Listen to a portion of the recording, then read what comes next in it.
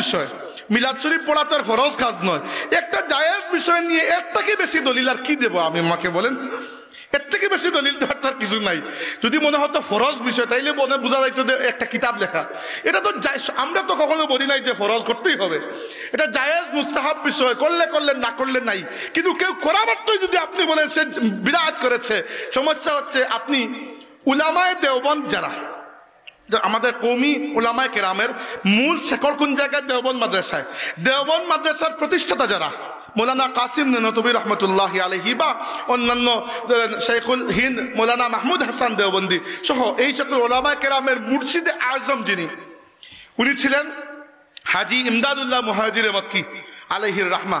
তিনি নিজে মিলাদ শরীফ পড়তেন এবং তিনি বলেছেন যে আমি মিলাদ শরীফে অংশগ্রহণ করি এবং দিলে বড় আনন্দ লাভ করি মিলাদ পাঠ করে।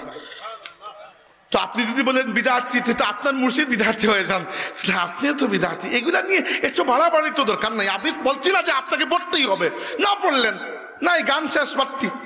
আপনি যদি বলেন কেউ মিলাদ পাঠ করলেই বিদআতি, তাহলে আপনি শাহ ওলিউল্লাহ দেহলভী রহমতুল্লাহ আলাইহিকে বিদআতি বলে দিচ্ছেন। শাহ ওলিউল্লাহ দেহলভী বিদআতি হয়ে গেলে আপনার পুরো হাদিসের সনদ নষ্ট হয়ে যায়। আর বিশ্বাস করে হাদিসের সনদ, কিরাতের সনদ ইউটিউব থেকে লাভ করা যায় না।